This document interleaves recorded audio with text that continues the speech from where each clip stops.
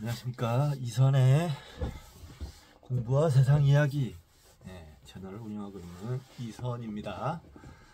자, 오늘 2025년 5월 6일 화요일 연휴 마지막 날, 지금 저녁 8시 34분입니다. 저는 이제 잠깐 쉬고 간식으로 그냥 떡볶이하고 떡 좀 먹을까 했는데 그냥 저녁이 돼버린 것 같습니다. 지금 내일 아침에 일이 잡혀 있어서 한 6시에 일어나야 되기 때문에 좀 일찍 오늘 잠자리에 들어야 합니다. 그렇기 때문에 아내를 모적으로 착각한 남자 조금만 읽고 마치도록 하겠습니다.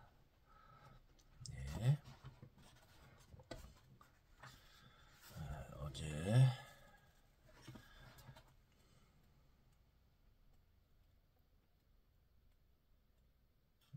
정체성의 문제까지 했고요. 오늘은 225쪽 읽을 차례입니다. 이 책도 어느덧 절반이 넘어갔습니다.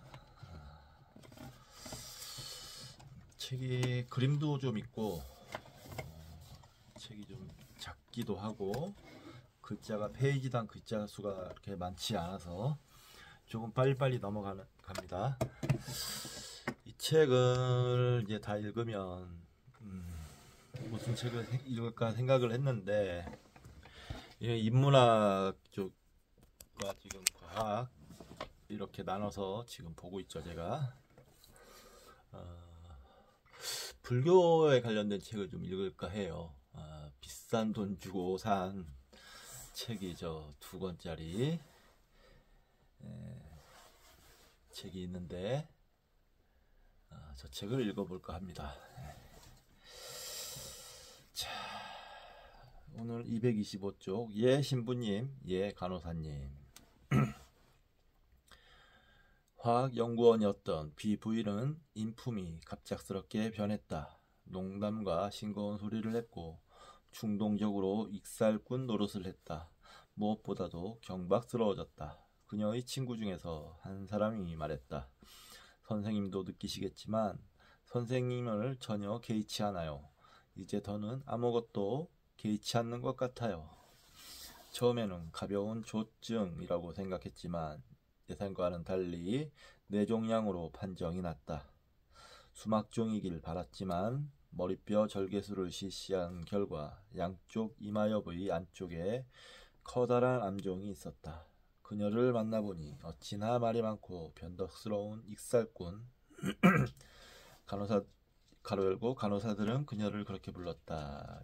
그러고 이라는 인상을 주었다. 그녀는 익살과 농담에만 머리가 팽팽 돌아가는 익살꾼이었다. 어떤 때는 나에게 예 신부님이라고 했다가 예 간호사님이라고 하기도 하고 또 어떤 때는 예 선생님이라고 했다. 그녀는 이 3가지 말을 아무렇게나 바꿔가며 쓰는 것 같았다. 내가 물었다. 제가 누구죠? 얼굴에 난 턱수염을 보면 대수도장 같다는 생각도 들고 흰옷을 보면 간호사 같기도 하고 청진기를 보면 의사선생님 같다는 생각도 들어요. 내 전신은 보이지 않습니까? 안 보여요. 신부, 간호사, 의사는 구별하실 수 있죠? 그럼요. 하지만 내게는 아무 상관없어요. 신부님이든 간호사든 의사든 그게 뭐 대수겠어요. 이후 그녀는 장난스럽게 말을 섞어 예 신부 간호사님, 예 간호사 의사님 하는 식으로 대답했다. 좌우 식별 검사를 해봤지만 검사하기가 몹시 힘들었다. 오른쪽과 왼쪽을 자기 내키는 대로 대답했기 때문이다. 그러나 지각과 주의면에서 좌우를 판단하는 데는 결함이 있었지만 반응면에서는 혼란을 보이지 않았다. 그것을 지적하자 그녀는 이렇게 대답했다. 왼쪽, 오른쪽이나 오른쪽, 왼쪽이나 마찬가지 아니에요? 뭐가 다르다는 거죠? 차이가 있지 않겠어요? 내가 묻자 그녀는 화학자답게 분명하게 말했다. 물론 차이는 있지요. 좌우는 각각 대칭체니까요. 하지만 내게는 아무런 의미도 없어요. 손에 의사 선생님에게 간호사에게 좌우가 무슨 상관이 있겠어요. 당황한 내 얼굴을 보고 그녀는 이렇게 덧붙였다. 그래도 모르시겠어요?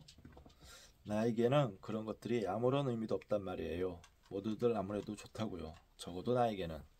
그렇습니까? 아무래도 좋단 말씀이시군요. 그녀를 더는 몰아붙이지 않는 쪽이 좋겠다고 생각했기 때문에 나는 조금 머뭇거렸다. 의미가 없다는 것. 그것에는 마음이 쓰입니까? 아니면 그건 역시 아무래도 좋습니까? 물론이에요. 그녀는 밝게 웃으면서 즉석에서 대답했다. 마치 농담을 하거나 상대방을 놀리거나 포커판에서 이겼을 때 내뱉는 말투 같았다. 이것은 틀림없는 부정일까? 아니면 짐짓 강하게 보이기 위한 행동일까? 그것도 아니면 견딜 수 없는 감정의 움직임을 숨기기 위한 위장일까? 어느 쪽이든 그녀가 속마음으로 어떻게 생각하는지 표정을 봐서는 알 수 없었다. 감정도 의미도 그녀의 세계에서는 사라지고 없었다. 그녀는 그 어떤 것이든 현실을 사물로서 비현실의 것으로서도 느끼지 못하는 것이다. 모든 것이 균일화되고 동등한 가치밖에 없기 때문이다. 그래서 모든 것이 의미를 상실하고 만 것이다. 나는 큰 충격을 받았다. 그녀의 친구나 가족들도 마찬가지였다. 그러나 그녀 자신은 머리가 영민한데도 별반 신경을 쓰지 않고 무관심했다. 너무나 제멋대로이고 변덕스러워서 한편으로는 재밌으면서도 또 한편으로는 무섭기도 했다.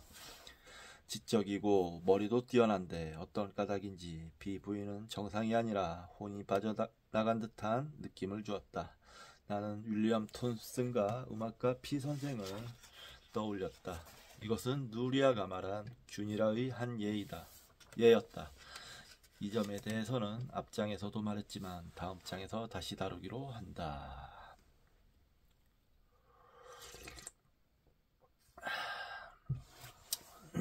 뒷이야기. 이 환자의 경우처럼 사람을 무시하는 듯한 무관심과 균일화를 보이는 상태는 아주 진기한 사례에 해당하는 것은 아니다. 독일의 신경학자들은 이것을 해학증이라고 불렀다. 1세기 전 슈링스 잭스는 이를 가리켜 신경계가 해체되는 하나의 기본적인 형태라고 생각했다.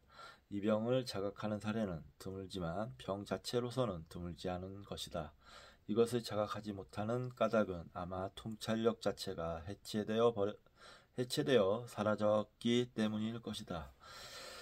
나는 똑같은 병례를 1년에도 몇 차례나 마주했지만 그 원인은 가지각색이었다. 때로는 환자가 그저 재미있는 익살꾼일 뿐인지 아니면 분열증인지 처음에 잘 알 수 없는 경우도 있다. 우연히 나는 노트에서 1981년에 진료한 다발성 경화증 환자에 대해 적어놓은 다음과 같은 내용을 발견했다. 이 환자에 대해서는 경과 관찰이 불가능했다. 그녀는 굉장히 빠른 말투로 충동적으로 이야기했다. 게다가 무관심한 듯 했다. 중요한 것이든 하잘것없는 것이든 진실이든 거짓이든 진지한 것이든 농담이든 빠른 말투로 별다른 고려도 없이 툭툭 내뱉었다. 아주 짧은 순간에 전혀 상반되는 말을 하기도 했다. 음악을 좋아한다고 말하는가 싶으면 싫어한다고 말하기도 했고 허리가 삐었다고 말한 뒤에는 그렇지 않다고 말하기도 했다. 나는 여러 가지 의문을 던져 이 관찰의 결론을 대신했다. 잠재 기억의 장애로 인해 내뱉어진 꾸며진 이야기가 어느 정도 섞여 있을까? 이마엽의 무관심, 균일화는 어느 정도의 비율을 차지할까?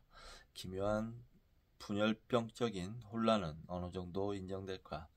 어느 정도나 인격이 훼손되어 감정이 단선화되어 버린 것일까? 정신분열증 가운데 아시적 육회라고 부르는 것, 가로 열고 파과형이라고 부르기도 한다. 의 증상은 기질적 건망증 및 이마엽 증후군과 매우 비슷하다. 그러나 그러한 증상들은 지독한 악성이며 우리의 상상을 뛰어넘는다. 그 상태에서 회복되어 그것이 어떤 상태였는가를 설명할 수 있는 사람은 어느 누구도 없기 때문이다. 익살스럽고 때때로 재기가 넘치는 듯 보이지만 그들의 세계는 분해되고 침식되어 무질서와 혼돈 상태에 있다. 이미 어떤 마음의 기반도 존재하지 않는 것이다. 그러나 외부에서 보는 한 지능이 전혀 손상되지 않은 듯이 보인다. 그렇다 해도 이런 증상이 끝닿는 곳은 바보스러움의 끝없는 심연, 경박함의 끝없는 심연이다. 그곳에서는 모든 것이 뿌리도 없는 풀처럼 떠돌며 뿔뿔이 흩어져 있다. 루리아는 일찍이 그런 상태에서 단순히 브라운 운동이란 무질서하고 아무런 소용도 없는 운동을 그저 되풀이하는 밖에 하지 못하는 환자에 대해서 말한 바 있다. 루리아가 그런 환자를 보고 분명히 느꼈던 공포를 나도 느끼고 있다. 그러나 루리아는 공포에 떨기만 한 것이 아니라 그것에 자극받아 훌륭한 견해를 피력했다. 루리아의 글을 읽고 머릿속에 떠오르는 것이 보르헤스의 기억의 왕 푸네스이고 나의 기억은 쓰레기 더미와 같습니다. 라는 그의 푸념이다. 그리고 마지막으로 떠오른 것이 포프의 던시아드 가로 열고 바보 열전 가로 닫고 이다. 던시아드 그것은 우매함이 세계를 완전히 지배하는 모습이다. 어리석음이야말로 세계가 막을 내리는 광경인 것이다. 위대한 반역의 수계여, 내가 그 손으로 막을 내리면 세계의 온갖 것들은 아무개 십사이네.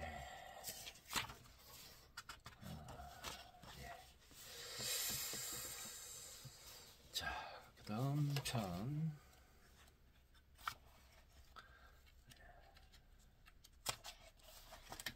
두렛 증후군에 사로잡힌 여자. 두렛 증후군 익살꾼 틱 레이, 거기에서 다뤘었죠.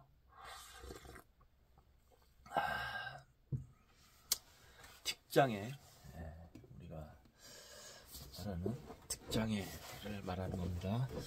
익살꾼 틱 레이에서 나는 비교적 약한 증상의 두렛 증후군에 대해서 말했다. 이미 언급한 것처럼 두렛 증후군 환자 가운데는 괴상하고 광폭한 증상을 보이는 환자들이 있다. 물론 두렛 증상을 자신에게 맞도록 적절하게 다스리는 사람도 있지만 그것에 사로잡혀 충동이 일어나는 극심한 혼란 상태와 중압 때문에 진정한 정체성을 얻지 못하는 사람도 있다. 두렛 증후군 환자 자신이나 다른 많은 의사들도 두렛 증후군 환자 가운데는 증상이 극히 심한 경우도 있다는 사실을 인정했다. 이런 환자들은 인격이 분열되어 정신 이상을 일으키지 않을 도리가 없다. 또한 기묘한 환몽 상태에 빠지거나 팬터마임을 하기도 하고 흉내를 내기도 한다. 이러한 두렛 증후군, 즉 슈퍼 두렛 증후군은 극히 드문데 발병률이 아마 일반적인 두렛 증후군의 50분의 1 정도일 것이다. 증상도 지적으로 달라서 일반적인 두렛증 환자의 증상보다 훨씬 심하다. 이것은 두렛 정신병이며 이 병에 걸리면 정체성까지 위험해진다.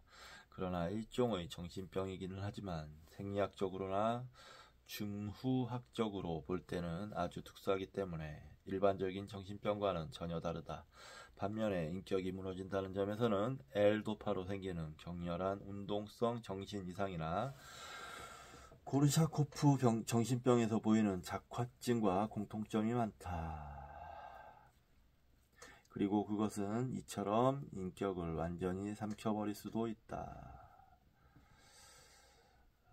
코르샤코프 증후군 정신병은 그 전에 여기서 읽었던 거에서는 단기 기억상실증 같은 거였어요.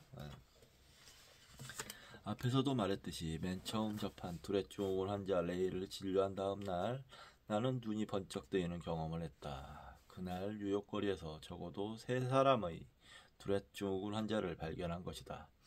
3사람 모두 레이처럼 두드러지게 눈에 띄었다. 어찌 보면 레이보다도 증상이 훨씬 심해 보였다. 바로 그날이야말로 내가 신경의로서 새로운 눈을 뜨게 된 날이었다. 얼핏 본 것만으로도 나는 심한 두렛 증상이 무엇인가를 배운 것이다. 동작에 틱 증상과 경련이 있을 뿐 아니라 지각, 상상력, 정욕 등에서도 틱 증상과 비슷한 발작을 일으켰다.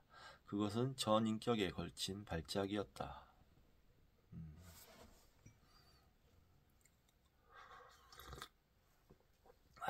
틱 증상과는 또 좀 다른 건가 보군요. 투렛 증후군. 잘 몰라서 유튜브 같은 데서 찾아볼 수 있겠지만 왠지 조금 겁나네요. 자, 나는 이미 레이를 통해 길거리에서 무슨 일이 일어날지 상상할 수는 있었다. 하지만 백문이 불여일견이었다. 우리는 직접 눈으로 보아야 한다. 병원과 병동이 병세를 관찰하기에 늘 적절한 장소라고는 말할 수 없다. 적어도 기질적인 원인으로 충동, 모반, 의인화, 반응, 상호작용이 믿을 수 없을 정도로 심각하게 일어나는 경우에 이들 장소는 그 병을 관찰하기에 적절한 장소가 아니다. 병원이나 연구소, 병동 등은 모두 환자의 이상 행동을 완전히 금지하지는 않지만 규제하거나 생활자로서의 환자가 아니라 환자의 행동에만 의사의 관심을 집중하는 구조를 가지고 있기 때문이다. 그러한 시설은 어떤 류의 검사와 작업을 실시하는 체계적이고 과학적인 신경학에는 적절하지만 시야가 넓은 자연주의적 신경학과는 어울리지 않는다. 자연주의적 신경학에서는 실생활에서 자신을 의식하거나 감시받지 않는 상태의 환자를 살펴야 하기 때문이다. 그런 상태에서는 환자들의 충동적인 모습도 있는 그대로 나타난다. 물론 관찰자는 자신이 관찰한다는 사실을 환자에게 들키면 안 된다. 바로 이런 점에서 볼 때 뉴욕과 같은 거대 도시의 이름도 모르는 길거리만큼 환자를 관찰하기에 적절한 장소는 없다. 그런 곳이라면 환자가 억제할 수 없는 충동에 노출되어 해방된 모습 혹은 집에 예속된 모습을 충분히 볼 수 있기 때문이다. 실제로 길거리 신경학에는 존경받을 만한 선구자들이 있다. 그 가운데 한 사람인 제임스 파킨스는 찰스 디킨스보다 40년이나 앞서 런던의 길거리를 돌아다니면서 관찰했다. 그는 후에 자신의 이름이 붙게 된 병을 진료소가 아니라 런던의 혼잡한 길거리에서 발견했던 것이다. 사실 병원 안에서는 파킨슨 병을 제대로 보거나 이해하기가 불가능하다. 원초적이고 충동적인 행동, 경련, 온몸의 마비 현상, 도착증 등 이 병 특유의 성질이 충분하게 드러나는 것은 복잡한 상호작용이 일어날 수 있는 길거리에서이다. 파킨슨병을 충분히 이해하기 위해서는 실제로 생활하는 장소를 관찰해야 하는 것이다.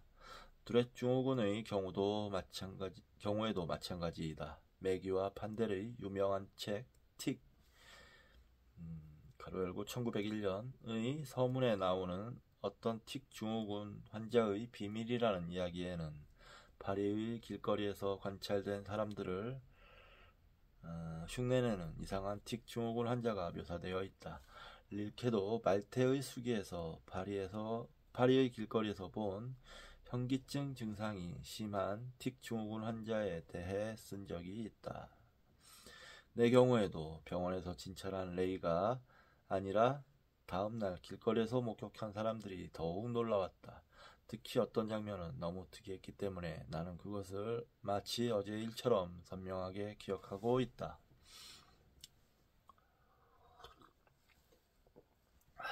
나는 60대로 보이는 백발의 노부인에게 눈길이 사로잡혔다. 그냥 보기에도 노부인은 뭔가 심한 혼란 상태에 빠져 있었다. 그러나 처음에는 무슨 일을 겪고 있는지, 어떤 원인 때문에 그런 상태에 있는지를 확실히 알 수 없었다. 발작을 일으키고 있는 걸까? 도대체 왜 경련이 일어나고 있는 걸까? 그녀는 사람을 지나칠 때마다 틱 증상이 일어나는 바람에 이를 악문 듯한 표정을 짓고 있었다. 동정을 느꼈기 때문인지 아니면 그녀의 경련이 올맞기 때문인지 몰라도 그녀 앞을 지나치는 사람들도 경련을 일으켰다. 도대체 원인이 무엇일까?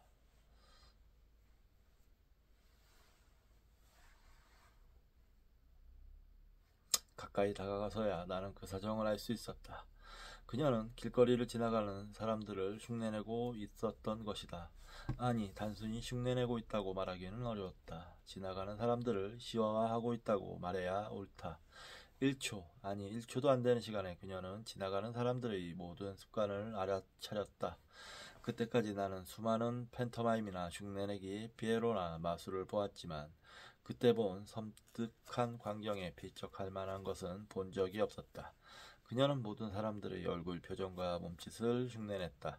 거의 순간적이고도 자동적으로 경련을 일으키는 듯한 동작으로 모방을 했던 것이다. 그것도 단순한 모방이 아니었다. 모방하는 것만 해도 대단한 일인데 단순히 그 수준에만 머무르지 않았다. 그녀는 수없이 많은 사람들의 특징을 잡아서 몸으로 흉내냈다. 특히 사람들의 두드러진 몸짓과 표정을 과장되게 흉내냈다. 의도적으로 과장하는 게 아니라 발작적으로 그렇게 했다. 그녀의 움직임은 모두 지독하게 빨라지고 왜곡되었다. 따라서 천천히 짓는 미소는 빨라져서 거칠고 순간적으로 얼그러지는 얼굴이 되었고 점잖은 몸집도 빨라져 경망스럽고 경련을 일으키는 듯한 움직임으로 변했다. 한 블록 정도의 짧은 거리를 지나는 동안 극도로 흥분한 이 노부인은 40~50명이나 되는 사람들을 흉내냈다. 만화경과도 같은 빠르기였다. 하나의 흉내는 1~2초 정도에서 끝났고 그보다 빨리 끝나는 흉내도 있었다. 전부 합해서 고작 2분 정도밖에 걸리지 않았다. 이토록 우스꽝스러운 모방은 이것으로 끝나지 않았다. 2차, 3차 모방이 있었다. 흉내를 당한 사람들은 찔끔하거나 화를 내면서 그녀를 째려보았다. 그러면 그녀는 다시 그것을 왜곡해서 흉내냈다. 그러면 그들은 더욱 분노하거나 충격을 받았다. 이렇게 해서 괴이한 공명현상 혹은 상호작용이 점점 퍼져나가 모두가 그 속으로 끌려 들어가는 것이다.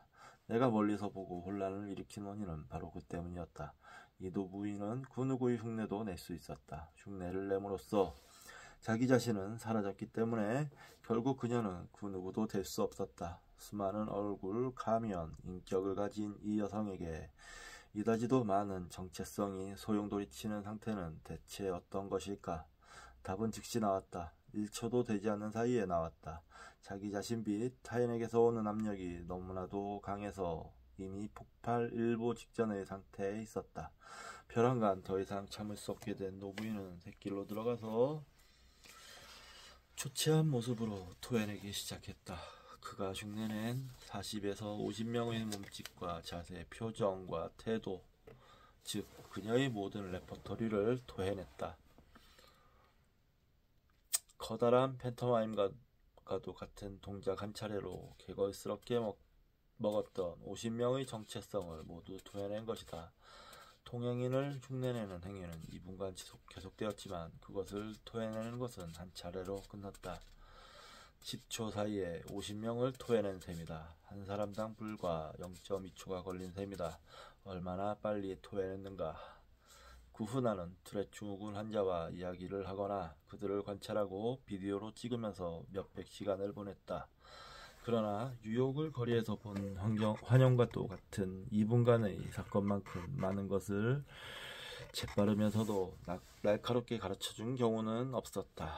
그때 나는 다음과 같은 사실을 깨달았다. 슈퍼투렛 증후군 환자가 극심한 이상 상태에 빠지는 것은 환자 자신의 책임이 아니다. 그것은 틀림없이 기질적인 변덕 탓이다. 그것은 중증의 슈퍼 코르샤코프 증후군과 조금 비슷하지만 그러한 상태가 되는 원인이나 목적은 전혀 다르다.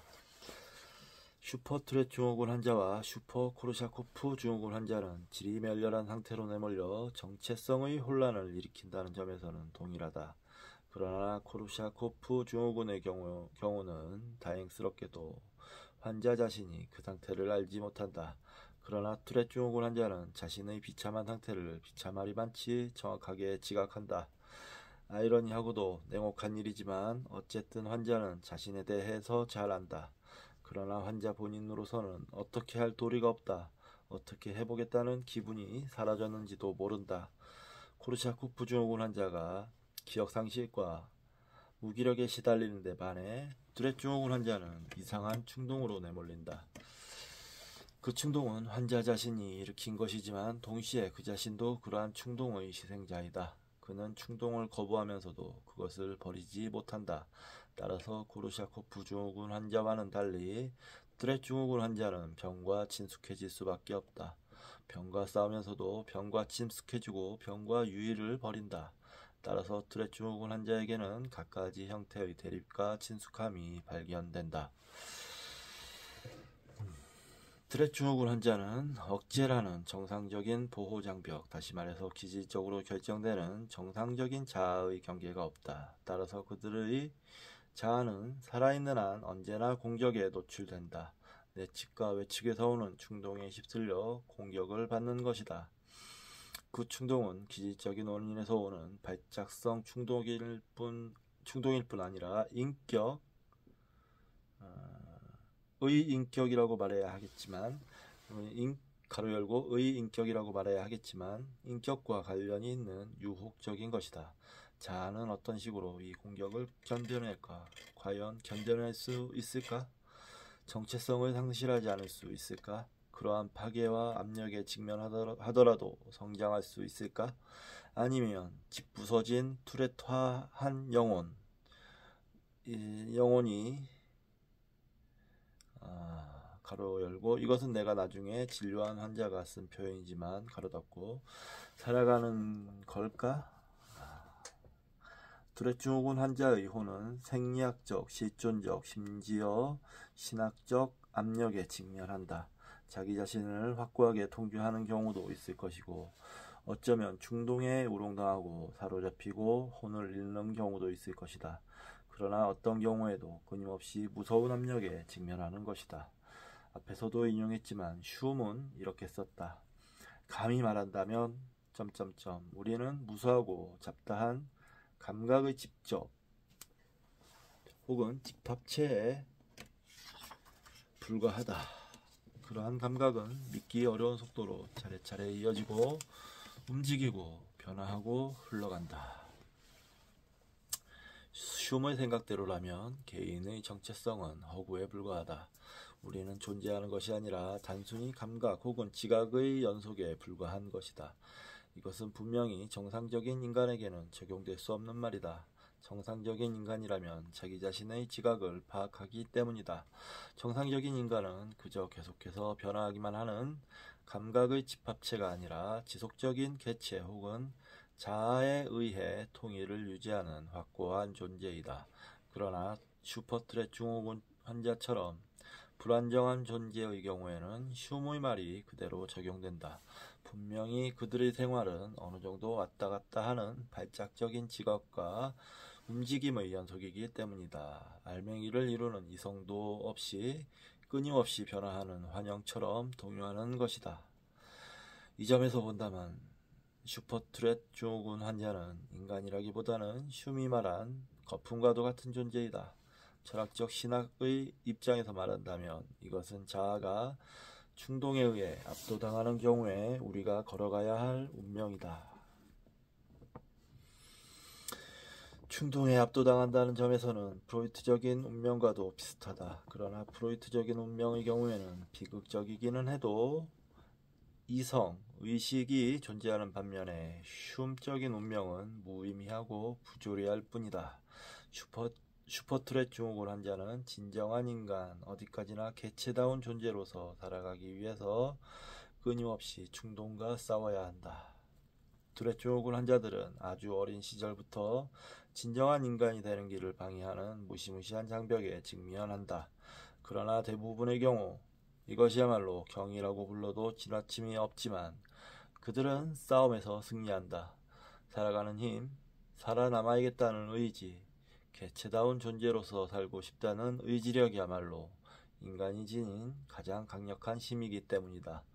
그것은 어떤 충동이나 병보다도 강하다. 건강, 싸움을 겁내지 않는 용맹스러운 건강이야말로 항상 승리를 거머쥐는 승리자인 것이다. 전에 말씀드렸지만 투렛 증후군 그 다큐를 좀 본 적이 있는데 정말 그분들은 정말 힘들게 사시더라고요. 산다고 지금 생각해보면 이게 산다고 표현하는 건지 그래도 살고 있는 거죠. 그 병에 저항을 하고 있더라고요. 계속 정말 그 병에 대한 저항으로 점철되어 있습니다. 내 삶이 순간순간이 그렇게 쭉 이어지는 삶을 사시더라고요.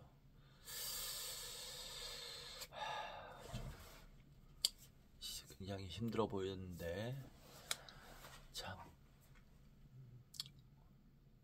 같은 인간으로서 위로의 말씀을 전해드려야 되겠죠. 그런 분들에게 힘내라는 말과 함께 위로의 말씀을 전해드립니다. 자, 여기 이제 2부가 끝났습니다. 2부가 끝났고 이제 3부인데요. 3부는 이행.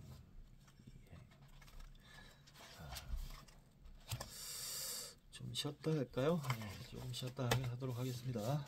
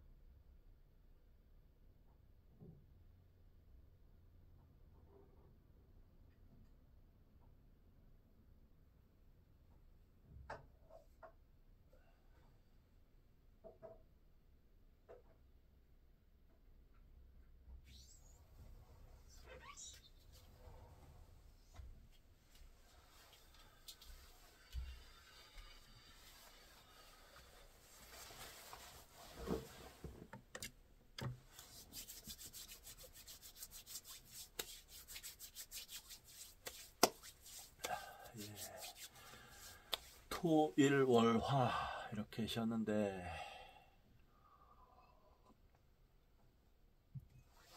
시간이 후딱 지나간 것 같습니다. 총평을 좀 해보자면 이번 연휴 기간 동안에 총평을 해보자면 그래도 열심히 일과를 잘 소화했다 라고 말하고 싶습니다. 네. 매일 책도 부지런히 읽고 필사도 많이 하고 영화를 좀 안 봤네요. 보통은 영화를 좀 보는데 책도 많이 사고 책 산 게 지금 이제 여러분들께 소개를 시켜 드릴 텐데요.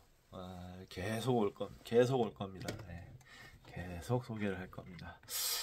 그냥 하루에 한 권씩 이렇게 계속 소개시켜 드리는 시간을 가져야 될 것 같아요. 한꺼번에 소개시켜 드리는 것보다. 많이 샀습니다. 예, 다 헌책으로 새 책도 있구나. 샀는데, 대부분 헌책으로 샀는데, 아이고, 정말 많이 샀습니다. 그렇게 많이 사놔서 그런지, 이 책을 좀 읽어야겠다라는 읽어야 한다. 겠다고 아니고, 읽어야 한다라는 그런 어떤 조바심 같은 게 생기네요. 참.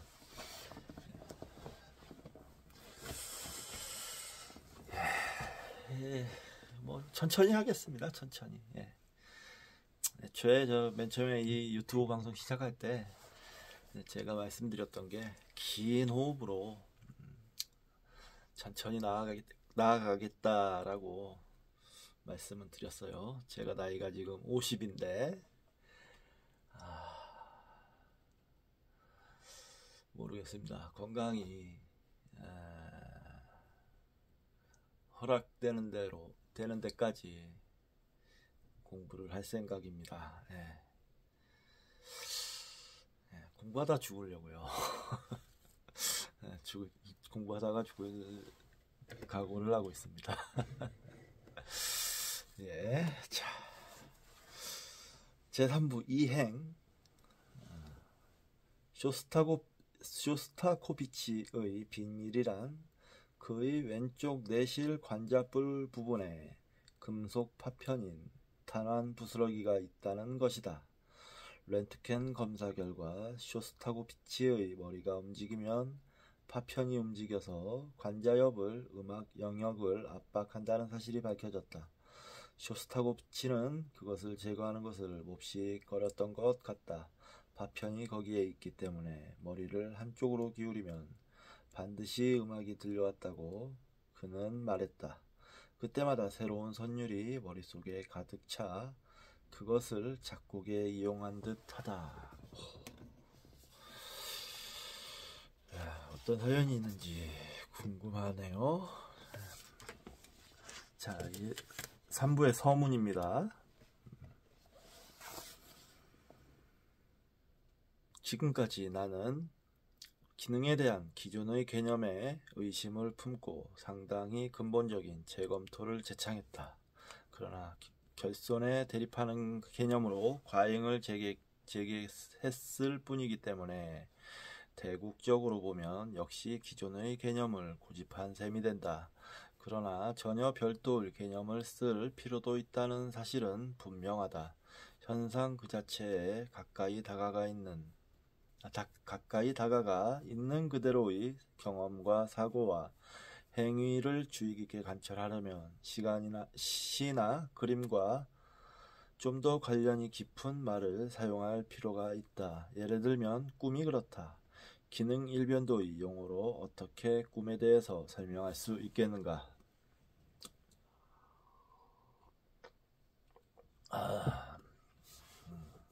저도 꿈을 좀 많이 꾸는 편인데 제가 꾸는 꿈이 어떤 기능이 있는 걸까요? 무의식의 발로라고 알려져 있는데 꿈이라는 게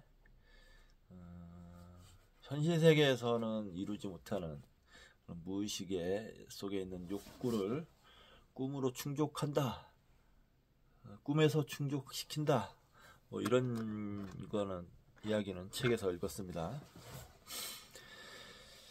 사물을 생각하거나 논하는 경우에는 항상 두 가지 영역이 있다. 그 두 가지 영역을 뭐라고 불러도 좋겠지만 물리적인 영역과 현상적인 영역으로 나누는 것도 하나의 좋은 예이다. 예컨대 양과 형식을 문제 삼는 영역과 사물의 지위를 다루는 영역이 있는 것이다. 우리 모두는 자기 고유의 정신세계, 마음의 여로 혹은 심상 풍경이라고 할 만한 것을 가지고 있다. 대개는 그것들 하나하나에 대해서 신경학적인 상관관계를 생각할 필요는 없다. 일반적으로 말하면 생리학적인 것이나 신경학적인 것 따위를 생각하지 않고도 인간에 대해서, 인생에 대해서 말할 수 있다. 그런 때에 생리학 혹은 신경학적인 것을 생각하는 것은 터무니없거나 우스꽝스러운 일이라고까지야 말할 수 없지만 적어도 쓸데없는 일로 여겨지는 것은 분명하다. 왜냐하면 우리는 자기 자신을 자유로운 존재로 간주하기 때문이다. 우리는 완벽하게 자유롭지 못하며 무언가에 의해 규제된다. 그러나 우리는 신경기능과 신경계의 변화에 따라 결정되는 것이 아니라 지극히 복잡한 인간적이고 윤리적인 사고에 의해 결정되는 존재라고 여긴다. 대개의 경우 이러한 사고는 정확하게 들어맞는다. 그러나 언제나 그런 것은 아니다. 왜냐하면 인생은 때때로 기질적인 병의 개입으로 변화되는 일이 있기 때문이다. 그런 때는 생리학적, 신경학적 상관관계를 고려해서 인생을 바라볼 필요가 있다. 3부에서 다루는 것은 바로 그러한 환자들이다.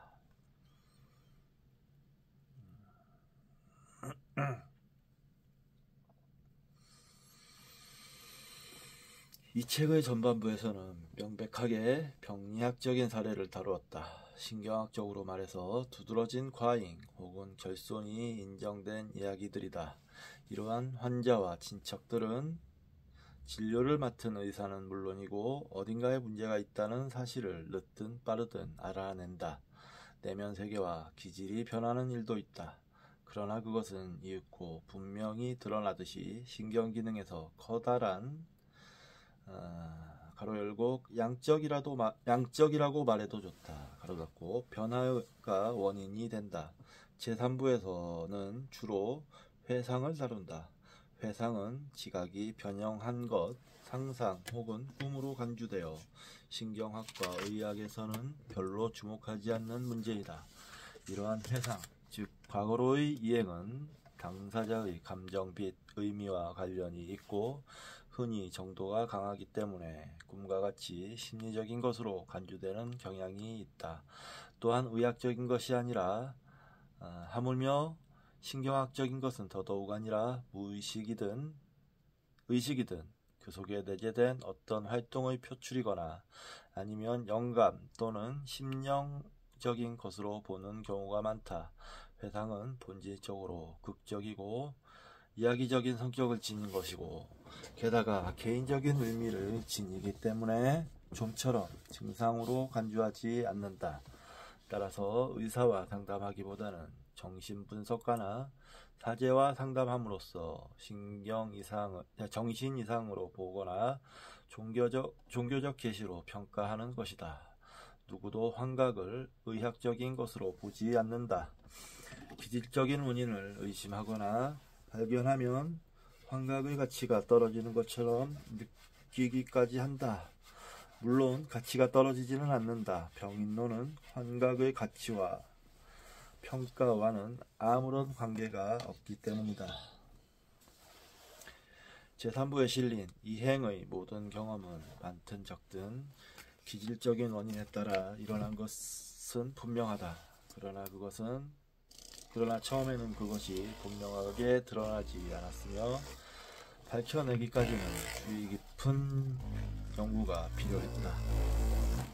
기질적인 원인이 있다고 해서 이행 혹은 회상의 심리적, 정신적인 중요성은 조금도 줄어들지 않는다. 도스토옙스키가 발작 시에 신 혹은 영원한 존재의 모습이 나타난 것처럼 느꼈다고 한다면 다른 기질적인 조건도 똑같이 작용했다고 해도 이상할 것은 없다. 다시 말해서 현세 너머에 있는 미지의 세계로 통하는 문이 되는 것도 가능하다.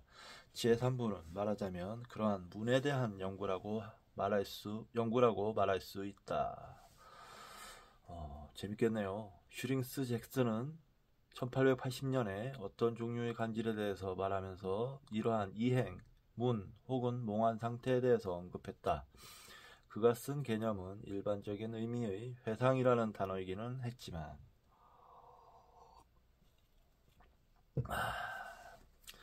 여기서 지금은 이제 인용입니다.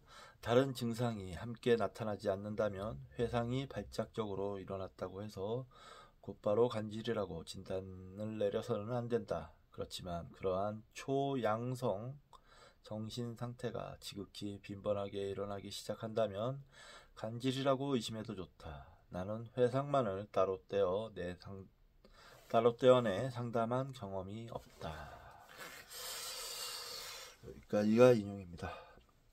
그러나 나는 회상만을 떼어내 상담한 일이 있다. 간질뿐 아니라 다른 기질적인 조건 아래서 일어난 회상도 있는가 하면 발작성의 강제 회상도 있다. 내용도 각양각색이다. 음악을 듣는 경우가 있는가 하면 환영도 있고 어떤 존재가 나오거나 정경이 나타나기도 한다. 그러한 이행 혹은 회상은 흔히 편두통으로 인해 일어난다. 간질로 인한 것이든 중독 증상으로 인한 것이든 이처럼 과거로 돌아가는 감각은 인도로 가는 길에 드러나 있다.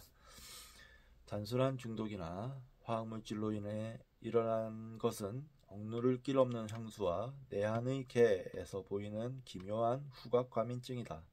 살인 편은 발작 혹은 이마 엽성 탈 억제에 의해서 실제 있었던 무서운 살인을 회상하게 된 예이다.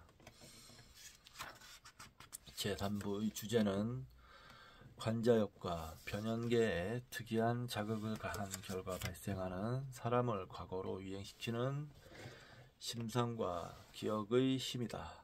이것에 의해 우리는 뇌 속이 어떻게 될 때 환영과 꿈이 일어나는지를 알 수 있을 것이다. 그리고 셔링턴이 신비로운 직물기라고 부르는 뇌가 우리를 과거로 운반해가는 마법의 융단을 어떻게 짜는지를 알게 될 것이다. 흥미로운 주제네요. 아이고 길어 이거. 기네.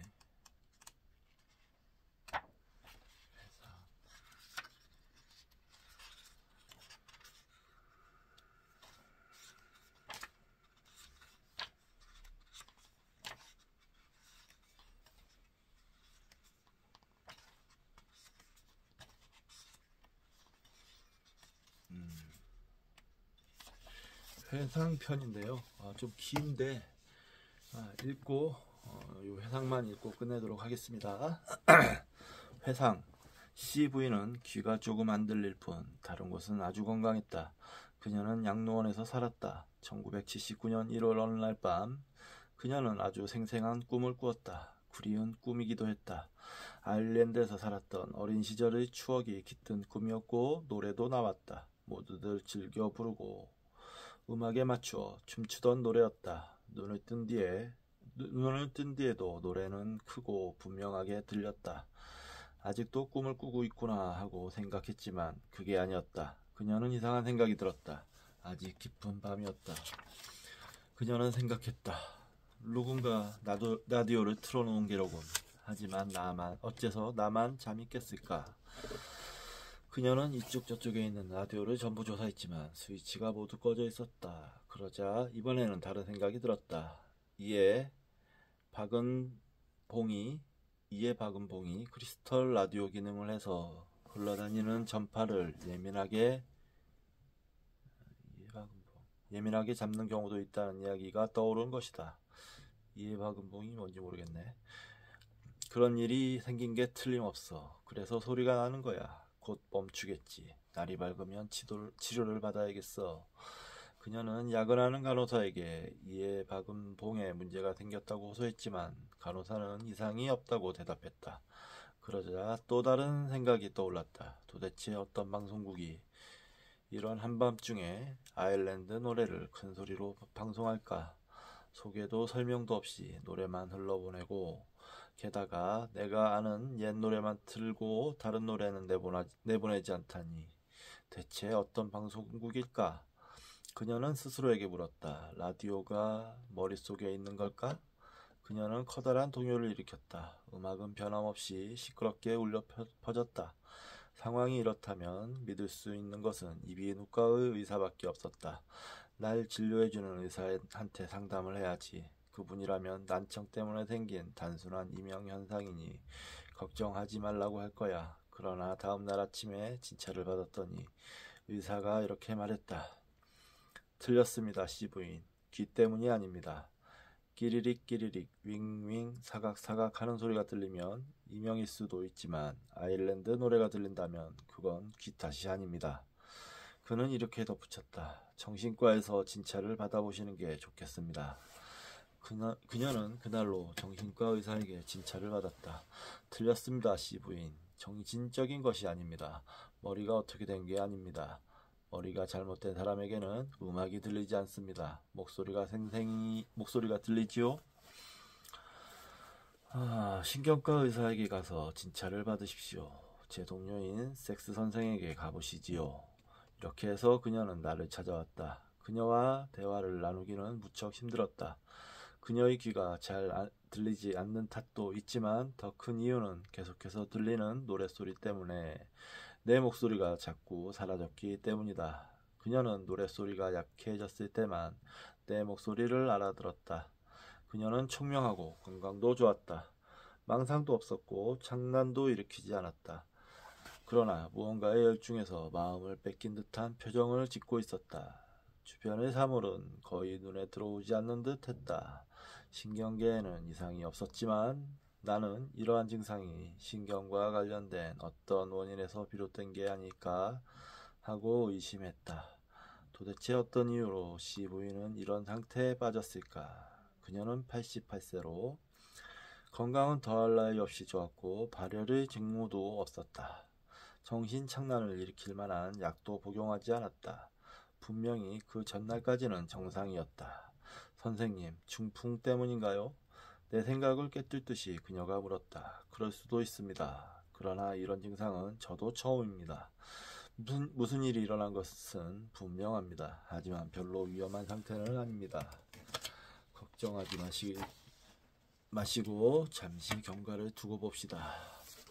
도저히 이대로 지낼 수가 없어요. 선생님도 제가 겪고 있는 고통을 한번 당해보시면 그런 말씀을 못 하실 거예요. 이곳이 조용하다는 건 알아요. 하지만 내 주변에는 노래뿐이에요. 나는 곧바로 뇌파 검사를 해보고 싶었다. 특히 뇌 중에서 음악을 담당하는 관자엽이 어떤 상태인지 조사하고 싶었다. 그러나 사정이 있어서 당분간은 검사를 할 수 없었다. 그러는 사이에 그녀의 귀에 들리는 음악은 전만큼 심하지 않게 되었다. 소리가 작고 약해졌으며 무엇보다도 계속 들리지 않았다. 나흘째 되던 날부터는 잠을 잘 수 있었고 음악이 들리지 않는 틈틈이 대화를 나눌 수도 있었다. 뇌파 검사를 할 수 있을 무렵에는 하루에 12차례 정도 짧은 음악이 들릴 뿐이었다. 우리는 그녀를 가만히 눕히고 머리에 전극을 단 뒤 움직이지 말라고 일렀다. 말을 하지도 말고 마음속으로 노래를 부르지도 말라고 지시했으며 기록하는 사이에 노래가 들리면 오른손 집게 손가락을 검사에 방해되지 않도록 슬며시 조금만 들어 올리라고 말했다. 기록하는 2시간 동안 그녀는 손가락을 3번 올렸다. 손가락을 올릴 때는 언제나 뇌파계의 바늘이 흔들렸고 축두부의 뇌파에 급격한 변화가 나타났다. 이것으로 그녀의 관자엽에 발작이 일어났음을 확인했다.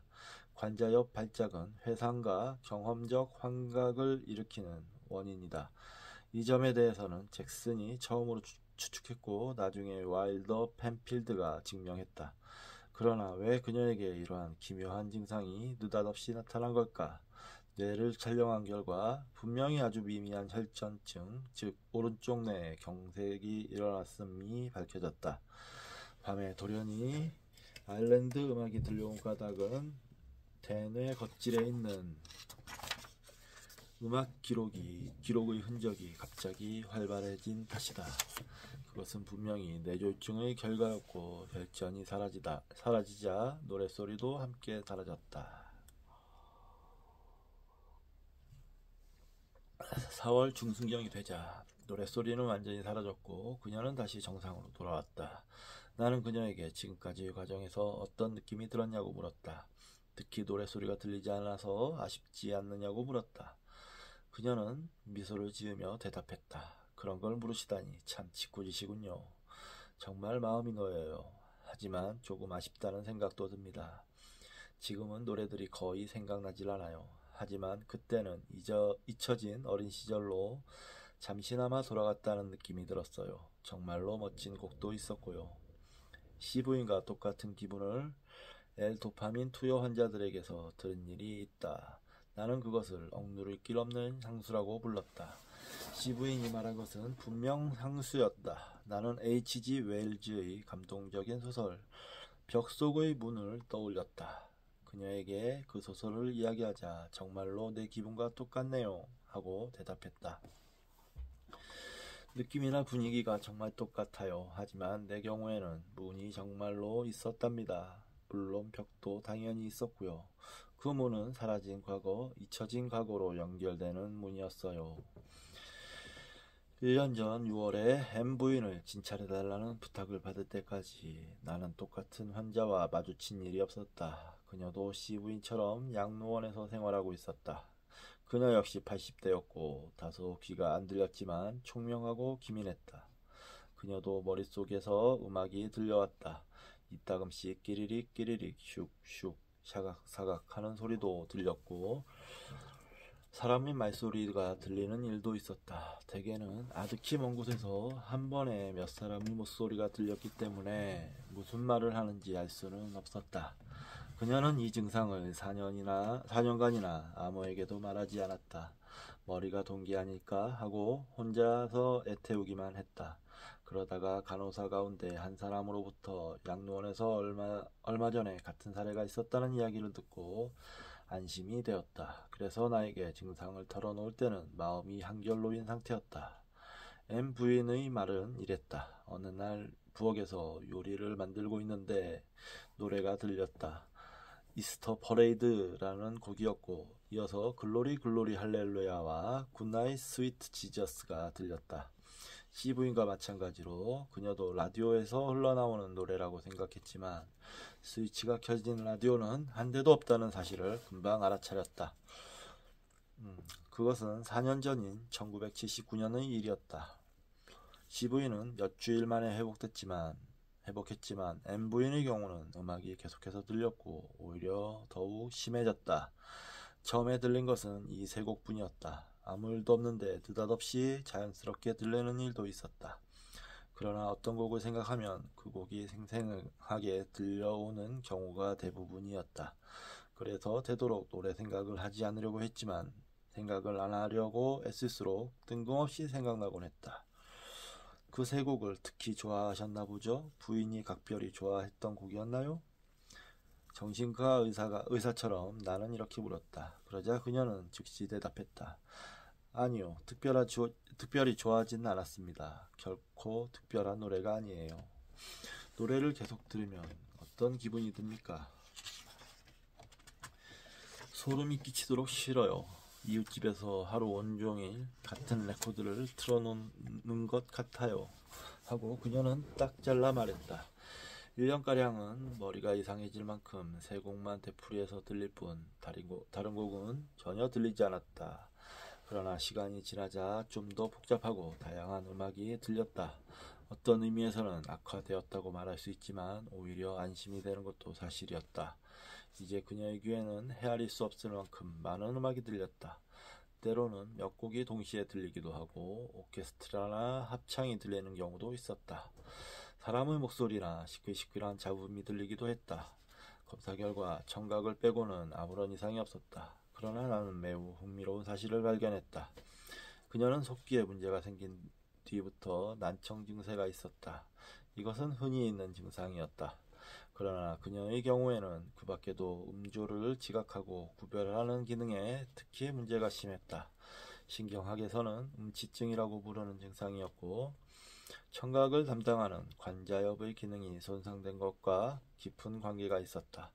그녀 자신도 요즘에는 성당에서 듣는 찬송가가 모두 다 비슷하게 들려서 음의 높이나 멜로디로는 구별할 수 없고 가사와 리듬에 의존해서 구별해야 한다고 불평했다.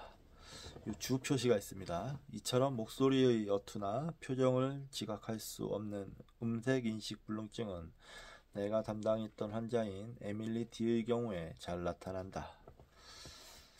대통령의 연설 참조.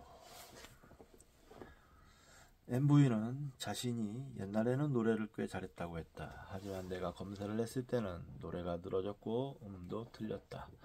그녀는 이런 말도 했다. 머릿속에서 들려오는 음악은 아침에 눈을 떴을 때 가장 분명하게 들려옵니다. 그러나 다른 지각을 통해 어떤 인상이 들어오면 약해집니다. 예컨대 무언가에 대해 정서적으로든 직적으로든 주의를 쏟을 때는 거의 들리지 않습니다. 특히 시각적으로 주의를 집중할 때는 전혀 들리지 않습니다.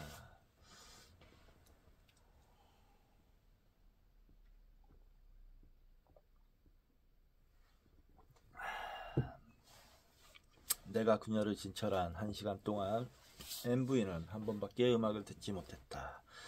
이스터 퍼레이드의 몇 소절이 갑자기 크게 울려 퍼졌고 그 때문에 내 말을 거의 듣지 못했다. 내 파결과 양 관자엽의 전이가 매우 높아 그곳에 흥분이 일어났음이 밝혀졌다. 관자엽은 음과 음악 표현에 관여하는 중요한 곳이며 복잡한 경험과 장면을 떠올리는 일에 관계하기도 한다. 무엇인가가 들려올 때는 언제나 고전위의 파가 날카롭게 진동하는 모습으로 변해 분명히 간질성임을 나타냈다. 이러한 결과는 관자엽 이상에서 오는 음악 간질이라는 나의 생각을 뒷받침해 주었다. C 부인과 M 부인에게 도대체 무슨 일이 일어난 걸까? 음악 간질이란 말 자체는 모순된 개념이다. 왜냐하면 음악이란 정감 넘치고 의미 있는 것이며 내면 깊은 곳에 존재하는 무엇인가를, 즉 토마스만이 말하는 음악의 배후에 있는 세계를 드러내는 행위의 산물이기 때문이다. 반면에 간질은 완전히 그 반대이다. 그것은 말하자면 닥치는 대로 행동하는 노골적인 생리현상이며 선택 따위와는 전혀 인연이 없다. 또한 감정이나 의미도 전혀 없다. 따라서 음악 간질이라든가 인격적 간질과 같은 개념은 그 자체가 모순을 이룬다. 그러나 현실적으로는 이러한 간질이 일어난다. 그것은 관자엽 발작의 경우에만 한정된다. 다시 말해서 뇌 속의 회상을 담당하는 장소에서 일어나는 간질이다. 이러한 간질에 대해서는 잭슨이 이미 1세기 전에 발표했고 그것과 관련해서 몽환 상태, 회상, 빛, 정신 발작에 대해서도 논한 바 있다. 여기는 또 인용입니다. 간질 환자가 발작을 시작했을 때 멍한 듯이 보이지만 사실은 아주 복잡한 정신 상태인 경우가 많다. 복잡한 정신 상태, 즉 지적인 아우라라는 것은 어떤 병 내에서도 항상 동일하다. 적어도 기본적으로는 동일하다. 여기까지 인용입니다. 그 후 반세기가 지나 펜필드의 경이적인 연구가 등장할 때까지 잭슨의 주장은 시시한 에피소드 정도로만 취급되었다. 그러나 펜필드는 그러한 증상을 일으키는 관자엽의 위치를 지적했을 뿐 아니라 실험을 통해 잭슨이 말한 복잡한 정신세계를 일으키는데 성공했다. 복잡한 정신상태라 함은 과거에 경험한 정확하고 상세한 환각에 지나지 않았다. 그는 대뇌 겉질의 발작을 일으키기 쉬운 장소에 가벼운 전기자극을 줌으로써 그것을 재현했던 것이다. 이 실험은 의식이 완벽하게 있는 환자를 대상으로 이루어졌다. 환자에게 자극을 주자 곧바로 지극히 생생한 멜로디의 환각이 생겨났다. 사람들과 정경의 환각도 일어났다. 그 같은 환각이 수술실이라는 무미건조한 분위기에서도 대단히 현실감 있게 추체험되었다. 당시 수술실에 있던 사람들은 환자가 자신의 추체험을 놀랍도록 상세하게 말하는 것을 들을 수 있었다. 잭슨이 60년 전에 발표한 것이 이 실험으로서 뒷받침되었다. 그는 이 상태의 특징인 의식 중복에 대해서 다음과 같이 말했다. 하나는 의기생적이라고 부르는 상태에 가까운 의식, 몽환 상태이다. 또 하나는 약간 잔존하고 있는 정상적인 의식, 이 두 가지가 공존하기 때문에 의식의 중복이라고 말하는 것이다. 정신의 격보입니다.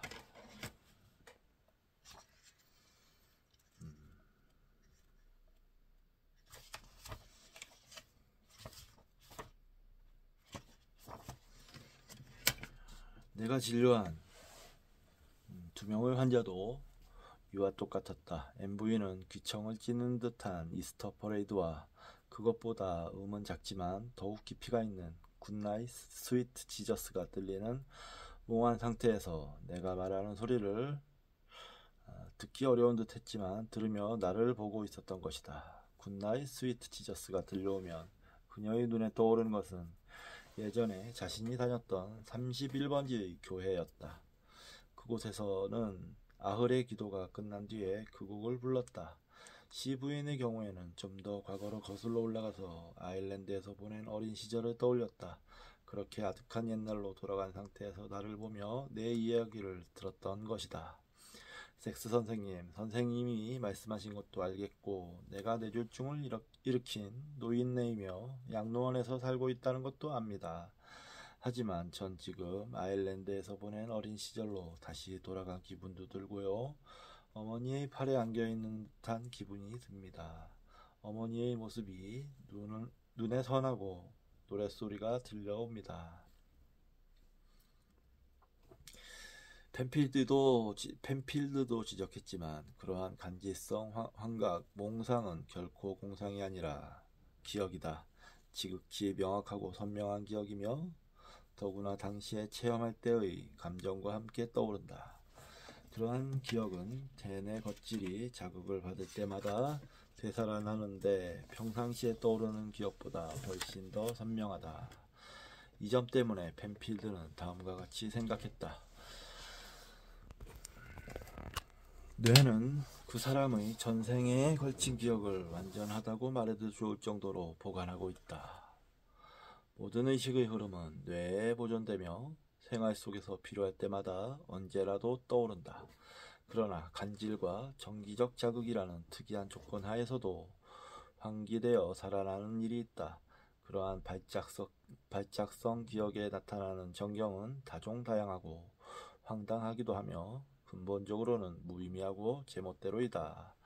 아래의 글은 그가 쓴 글에서 인용한 것이다.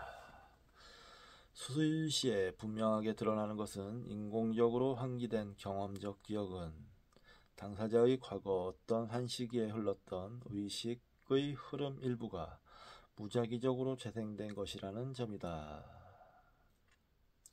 가로 열고 이하 펜필드는 그가 환기한 간질성 꿈과 장면을 요약해서 서술했다. 가로 닫고 그것은 음악을 듣고 있을 때일지도 모르고 무도장의 입구에서 내부를 들여다 볼 때일지도 모르며 만화의 한 장면을 보고 도둑질을 상상하고 있을 때일지도 모른다.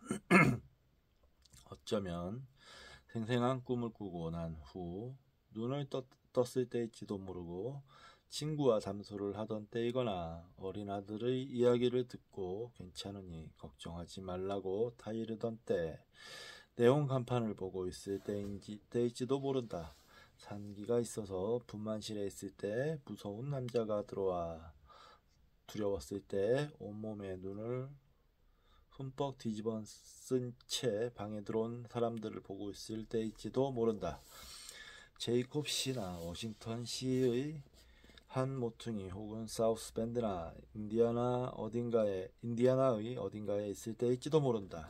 아득한 옛날의 어느 날 밤 서커스의 줄타기 묘기를 보고 있을 때일 수도 있고, 어머니가 손님들을 배웅하는 소리를 들을 때이거나 부모님이 크리스마스 캐럴을 부르는 소리를 듣고 있을 때일지도 모른다. 여기에서 펜필드의 멋진 문장을 모두 소개하고 싶지만 그렇게 하지 못하는 것이 유감스럽다. 내가 진료한 아일랜드인 부인의 경우에도 그렇지만 펜필드의 서술은 인격 생리학, 즉 자아 그 자체에 관한 생리학의 훌륭한 예라고 할 수 있다. 그는 음악적 발작이 빈번하게 관찰되는 것에 놀라움을 느껴 흥미로운, 때로는 재밌는 예를 몇 가지 들고 있다. 이것은 그가 다룬 관자역 간질의 500가지 사례 가운데 3% 이상에 해당한다.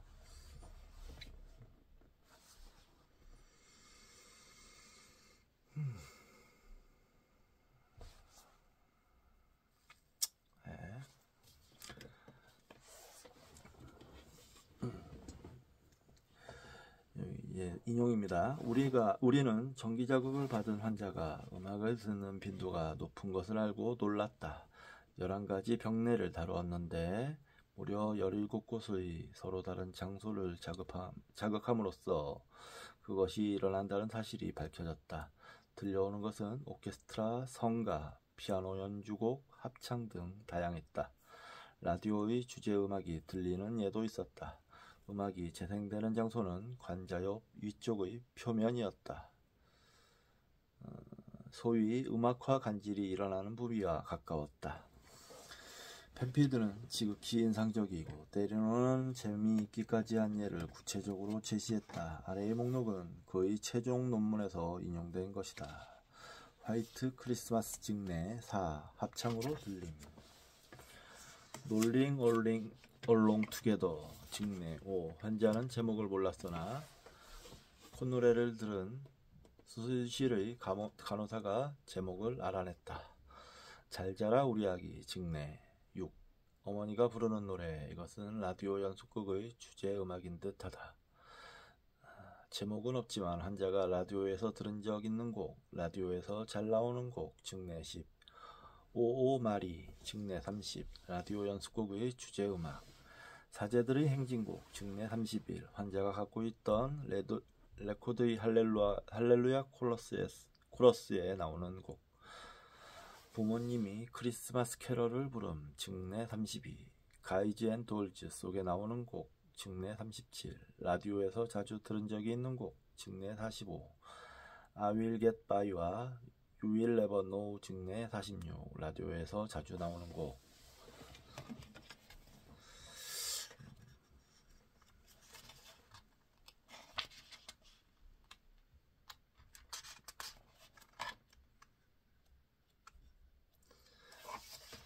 M 부인의 경우처럼 어떤 직내에서도 들려오는 음악은 정해져 있었다. 발작이 자연스럽게 일어난 경우나 되뇌 겉질에 정기적 자극을 주어 발작을 일으키는 경우에도 똑같은 선율이 되풀이해서 들려오는 것이다. 따라서 앞에 나열한 곡들은 단순히 라디오의 히트곡일 뿐 아니라 환각성 발작 시에 나타나는 히트곡이기도 하다. 말하자면 되뇌 겉질에서 들려오는 톱10인 셈이다. 환각성 발작이 일어났을 때 왜 개개의 환자에게는 어떤 정해진 노래 혹은 장면만이 선택적으로 재생되는 것일까? 펜필드는 이 점을 궁금하게 여겼지만 곡의 선택에는 아무런 이유도 없고 또한 아무런 의미도 없다고 생각했다. 여기 인용입니다. 한창 자극을 주는 중에 혹은 간질성 방전 시에 떠오르는 사소한 사건과 노래 속에 환자에게 정서적으로 중요한 것이 있다고 생각하기는 대단히 곤란하다. 그 가능성까지 부정할 수는 없겠지만 그의 결론은 이렇다. 되뇌 겉질이 조건에 따라 좌우되는 것은 사실이며 그에 대한 증거도 있다. 그러나 그것을 별도로 치면 무엇이 선택되어 떠오르는가는 완전히 제멋대로이다. 이것은 말하자면 생리학자의 견해이다. 생리학의 입장에서 본다면 그럴 것이다. 그러므로 펜필드의 말에도 일리가 있다. 그러나 과연 그것뿐일까? 그 밖에 다른 무엇인가는 없을까? 펜필드는 노래가 갖는 정서적 의미, 토마스만이 음악의 배후에 있는 세계라고 부른 것을 절실하게 느끼고 충분히 인식했을까? 이 노래는 당신에게 어떤 의미가 있습니까? 하는 표면적인 질문만으로 충분할까? 자유로운 연상에 대한 연구가 진전된 오늘날 얼핏 보기에 하찮고 별다른 이유가 없는 듯이 보이는 생각 속에도 사실은 예상치 못한 깊은 의미와 반응이 드러나 있다는 것을 우리는 알고 있다. 그러나 내면 세계를 깊이 분석했을 때라야 그런 것들이 비로소 명확하게 드러난다. 이 점에서는 생리학적 심리학도 마찬가지이다. 깊이 있는 분석이 정말로 필요한지의 여부는 알 수 없지만 발작과 동반해서 나타나는 노래와 장면에 대해서 좀 더 깊이 파헤칠 좋은 기회가 주어진다면 우리는 적어도 시도는 해야 한다.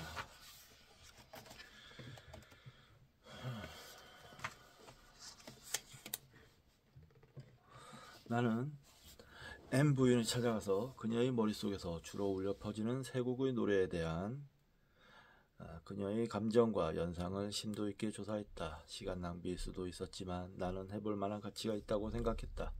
이윽고 어떤 중요한 단서가 드러나기 시작했다. 그녀는 이들 노래에 대해서 아무런 감정도 없고 어떤 특별한 의미도 부여하지 않는다고 말했다. 그러나 발작이 일어나 노래가 들려오기 훨씬 전부터 무의식 중에 그 곡들을 자주 흥얼거렸다는 기억을 떠올렸다. 그녀뿐 아니라 다른 사람들도 이 사실을 뒷받침하는 증언을 했다.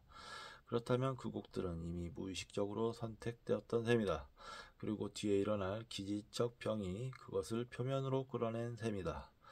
그녀는 그 노래들을 지금도 좋아할까? 지금까지도 어떤 특별한 의미가 있을까? 환각으로 들리는 노래에서 그녀는 무엇을 얻고 있을까?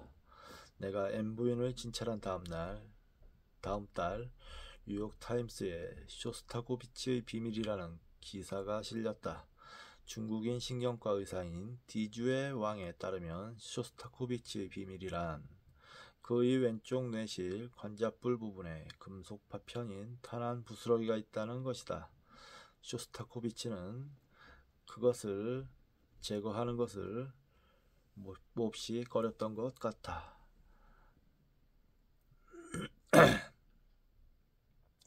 인용입니다.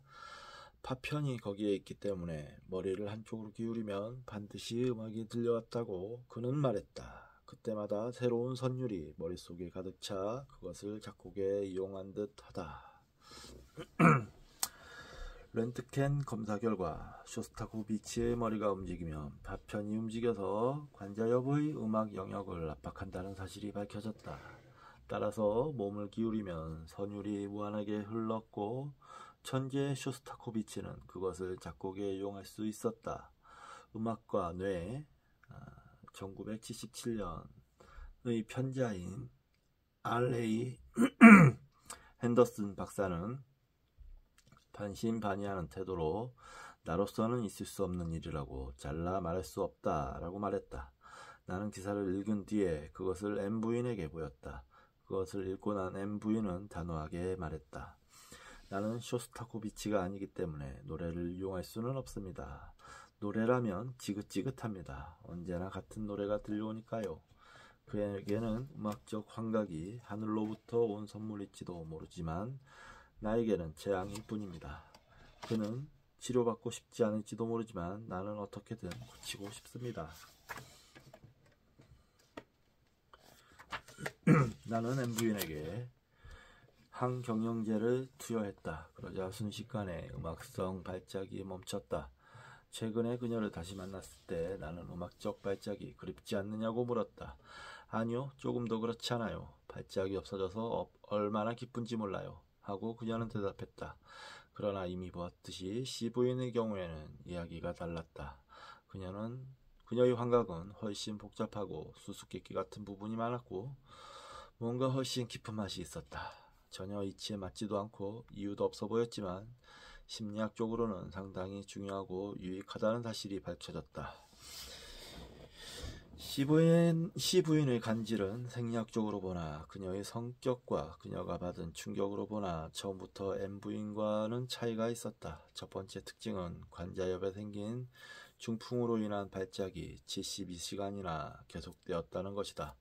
그것만으로도 엄청난 일이었다. 두 번째도 역시 생략적인 원인, 가로 열고 중풍의 정도나 그것이 갑작스럽게 일어난 점을 비춰볼 때 내 깊숙한 곳에 있는 감정 중추인 갈고리, 편도, 변형계 등과 관자엽 깊숙이까지 장애가 있음이 분명하다. 가로 닫고 기인한 것인데 발작을 동반한 극도로 강렬한 감정 그리고 깊은 향수가 일어나 다시 한번 어린 시절로 돌아가고픈 감정이 일어난 것이다.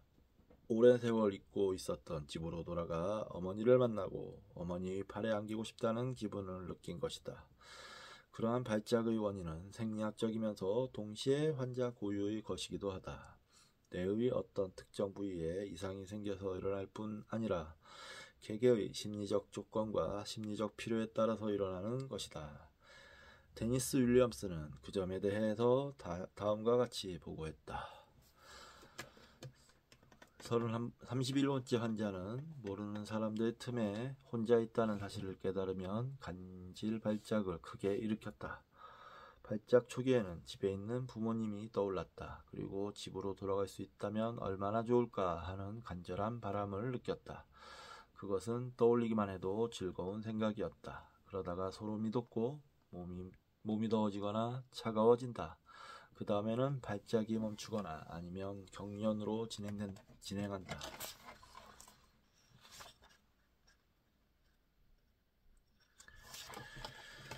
윌리엄스는 이 놀라운 이야기를 단지 있는 그대로 서술했을 뿐 부분과 부분이 어떤 관계인지는 전혀 고려하지 않았다. 거기에서 일어난 감정을 생리학적으로 취급했을 뿐이다. 즉 발작성 쾌감이라고 치부한 것이다. 나아가 집으로 돌아간 듯한 기분과 지금 홀로 있다는 것의 관련도 무시하고 있다. 물론 이런 것들은 모두 생리학적인 현상이 틀림없기 때문에 나름대로 옳다. 그러나 나는 이렇게 생각하고 싶다. 발작이 뜬금없이 일어났고 그 발작을 막아낼 방법이 없었다고 하더라도 이 남자는 그때 그 장소에 어울리도록 적절하게 타이밍을 맞춘 것은 아닐까. 시부인의 경우 옛 기억을 떠올리고 싶다는 욕구가 마음 깊숙한 곳에 지속적으로 존재했다. 왜냐하면 아버지는 그녀가 태어나기 전에 돌아가셨고 어머니도 그녀가 5살 되기 전에 돌아가셨기 때문이다. 그녀에게는 인생 초기 5년에 대한 분명한 기억이 없었다. 어머니의 기억, 아일랜드의 기억, 집의 기억이 없었고 그녀는 그것을 언제나 가슴이 아리도록 슬퍼했다. 가장 어린 시기이지만 인생에서 가장 귀중한 이 시기의 기억이 없다는 것은 정말이지 참을 수 없는 일이었다. 때때로 그녀는 사라진 어린 시절의 기억을 되살리려고 했지만 한 번도 성공하지 못했다. 그러나 꿈속에서 그리고 그 뒤에 이어진 환각 속에서 그녀는 사라진 중요한 어린 시절을 되찾았던 것이다. 그녀가 느꼈던 것은 단순한 발작성 쾌락이 아니라 뼛속 깊이 스며드는 깊은 환희였다. 그것은 그녀의 말을 빌려 말하자면 인생을 굳게 닫아 걸었던 문이 열린 듯한 기분이었다. 무의식의 기억에 대한 훌륭한 저서를 남긴 에스더 살라마는 자신의 책에서 어린 시절의 신성하고 귀중한 기억을 간직하는 것 혹은 그것을 되살리려고 하는 것이 얼마나 필요한 일인가를 역설했다. 가로 열고 순간순간들 1970년 만일 어린 시절의 기억이 없다면 인생은 아주 무미건조하고 근거도 없는 것이 되고 만다고 한다. 그러한 기억을 되살림으로써 얻는 깊은 환희와 존재감에 대해 그녀는 도스토옙스키와 프루스트 등의 자서전에서 많은 인용문을 뽑아 논했다. 우리는 모두 과거에 살 수 없는 망명자이다. 바로 그렇기 때문에 그것을 되살려야 한다는 것이다. 라고 그녀는 말했다. 이미 90년 가까이 살았고 길고 길었던 고독한 인생도 이제 막을 내리려고 하는 C 부인에게 어린 시절의 신성하고 귀중한 기억을 되살려주는 것. 이 신기하고 기적과도 같은 회상은 어린 시절 기억의 상실이라는 문을 부수었다. 그러나 아이러니컬하게도 그것은 뇌에서 일어난 장애에서 비롯된 결과였다. 발작에 지치고 진절머리를 내는 M부인과는 달리 C부인은 발작이 일어나면 인생에 생기가 도는 듯한 느낌을 받았다. 그녀는 발작을 통해서 심리적인 안정과 현실감을 얻을 수 있었다. 그것은 오랜 세월 뿌리 없는 풀처럼 살았던 그녀가 아무리 원해도 얻을 수 없었던 소중한 감각이었다. 나에게도 정말로 어린 시절이 있었다. 집이 있었고 어머니가 있었다. 어머니는 나를 소중하게 여기고 귀여워했다. 와 같은 따뜻한 느낌을 받을 수 있었던 것이다. 치료를 받아 환각을 없애고 싶어 했던 M부인과 달리 C부인은 한 경영제를 거부하며 이렇게 말했다. 나에게는 회상이 필요합니다. 지금과 같은 상태가 필요해요. 언젠가는 끝이 나겠지만. 도스토옙스키는 때때로 정신발작을 일으켰고 발작 시에는 복잡한 정신상태가 되었다. 그 점에 대해서 그는 이렇게 말했다. 여러분처럼 건강한 사람들은 우리와 같은 관절 환자들이 발작을 일으키기 직전에 느끼는 행복감을 상상도 하지 못할 것입니다. 그 지극한 행복감이 몇 초 만에 끝날지 아니면 몇 시간, 몇 달 동안 계속될지는 우리도 모릅니다. 그러나 설령 인생에서 맛볼 수 있는 모든 기쁨을 준다고 해도 이것과 바꿀 마음이 없는 것만은 확실합니다. 가로 열고 T 알라주 아닌 1963년. 아 그래요? 관절 환자에게는 또 그런 세상이 있는 모양이군요. 왠지 이렇게 얘기를 하니까 또 부럽습니다. 참. 저도 한번 느껴보고 싶은 그 행복감. 부럽네요. 예. 저는 근데 지금 이렇게 책 읽는 것도 행복합니다. 이 뇌라는 게 참 신비해요. 그러고 보면. 뇌에 대한 책도 많이 사다 놨는데, 좀 읽어봐야 되겠습니다. 예. 뇌를 잘 활용하는 법, 이런 것도 있던데.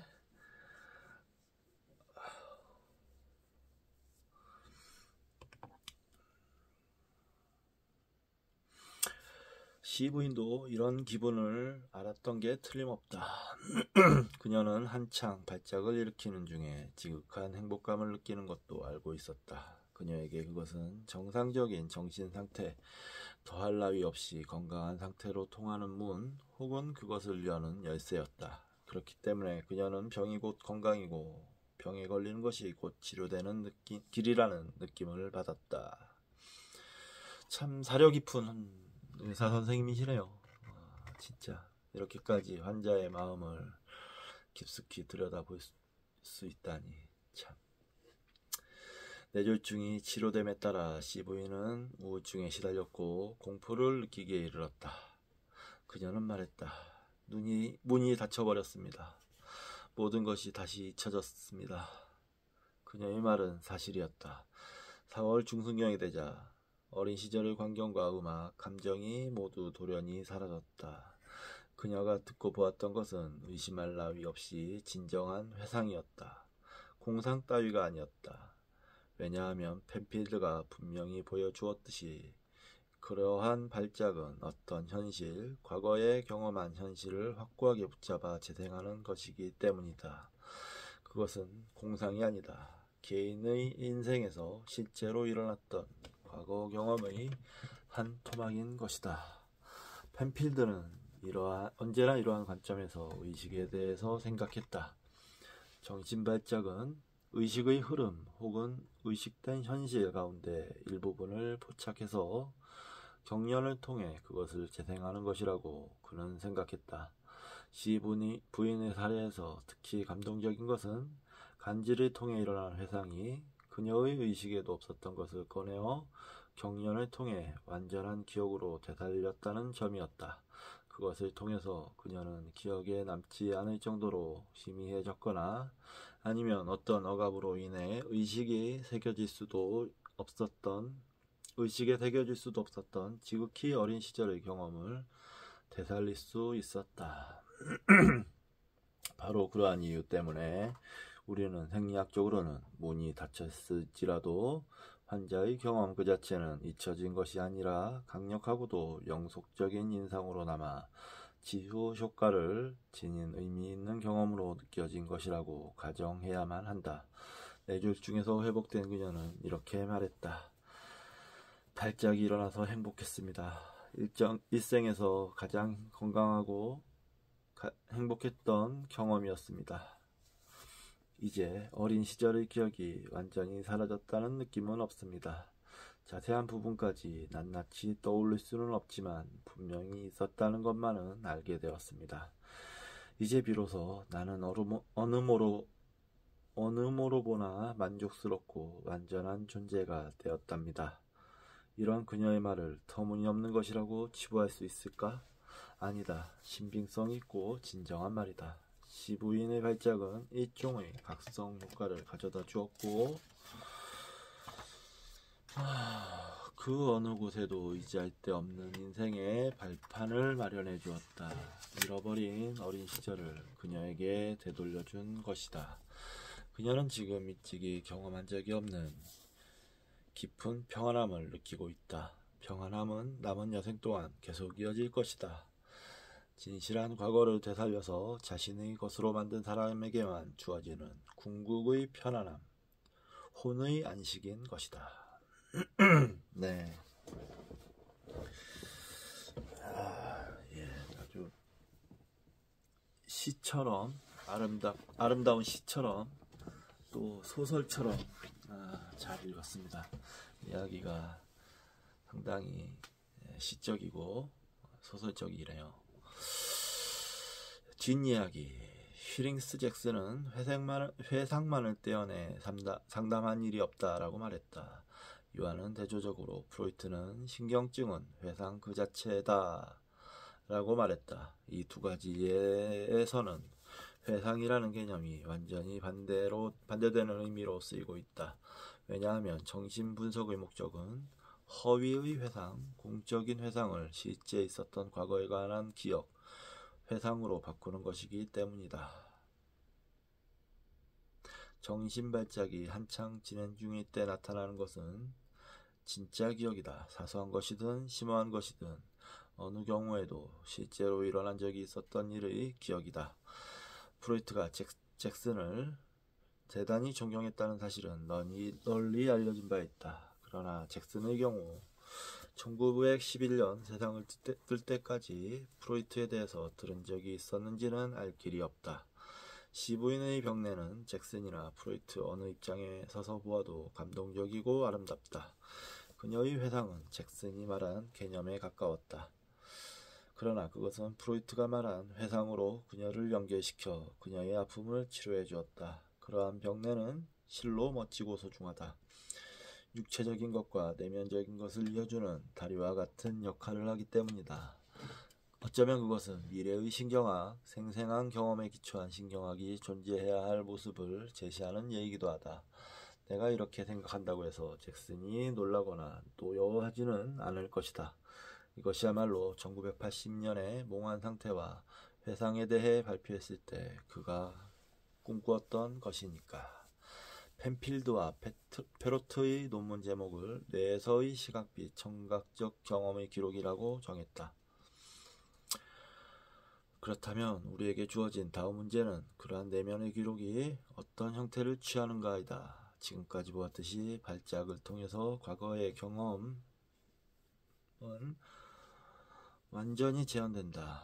그러면 경험의 재구성을 위해서 무엇을 사용할 수 있을까? 필름 혹은 레코드와 같은 것을 뇌의 영상이나 전축에 걸 수 있을까? 아니면 그와 같은 것이기는 하지만 이론적으로는 그 전 단계의 존재인 시나리오나 악보 같은 것이 뇌 속에 있을까?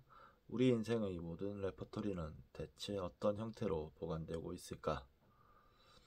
기억과 회상은 바로 그 레퍼토리에서 솟아나기 때문이다. 그뿐 아니라 우리의 상상력, 가장 단순한 감각적인 이미지, 움직임의 이미지에서 가장 복잡한 세계와 풍경, 장면까지 그려내는 상상력도 그 레퍼토리에 토대를 두고 생기는 것은 아닐까? 어디까지나 내면적이고 극적인 인생의 레퍼토리란, 기억이란, 상상력이란 과연 무엇일까? 그러게요. 신기하네요. 이대에 저장되어 있다는 거죠. 2장에 나온 환자들의 회상 체험은 기억의 성질에 관한 근본적인 문제를 제기한다. 길 잃은 뱃사람과 정체성의 문제는 기억 상실을 다룬 장이지만 거기에서도 우리의 주의를 끄는 것은 역시 기억의 문제이다. 인식불능증 환자를 접한 경우에는 인식이란 무엇인가 하는 근본적인 문제가 나온다. 아내를 모자로 착각한 남자에 나오는 B 선생의 경우에는 극적인 시각인식 불능증이고, M 부인과 대통령의 연설에 나오는 에밀리의 경우에는 청각인식 불능증 및 음악인식 불능증이다. 지능이 뒤떨어진 사람들의 두서없는 행동과 인식불능증, 그리고 이마엽성 행위상실증 환자의 경우에는 행위 그 자체가 근본적으로 문제가 된다. 이마엽성 행위상실증은 특히 심한 사례이며 환자는 운동 멜로디, 즉 보행 리듬도 잃는 것이다. 소생에서도 썼듯이 이것은 파킨슨병 환자에게도 일어난다.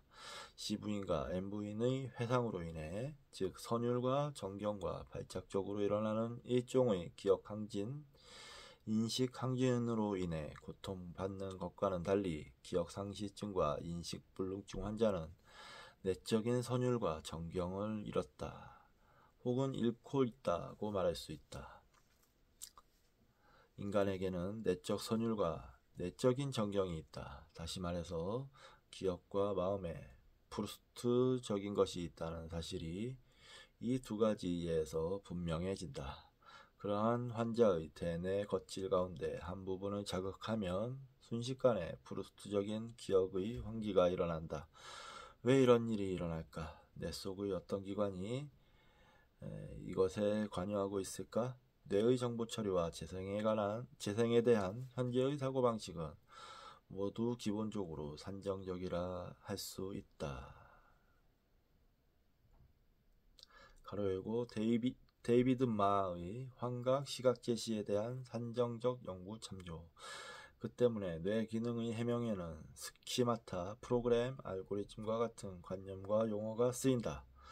하지만 스키마타, 프로그램이나 알고리즘 따위와 같은 용어만으로 그토록 풍부한 환각, 우리 인간의 경험이 지닌 시각적, 극적, 음악적인 면까지 설명할 수 있을까? 경험이라는 것을 성립시키고 있는 내면적인 성질까지도 설명할 수 있을까? 답은 명백하고 단호하게 없다이다. 설령 마와 번스타인 두 사람이 제시한 고도의 복잡한 해석을 동원하더라도 그것은 설명이 불가능하다. 그들이 그 분야의 위대한 개척자인 것은 분명하지만 산정적인 것을 아무리 쌓아 올리더라도 그것만으로는 결코 도상적인 표현이 될 수 없다. 도상적인 표현이야말로 인생을 짜나가는 실이자 재료이다. 따라서 우리가 환자에게서 배우는 것과 생리학자가 말하는 것 사이에는 커다란 간격이 있다.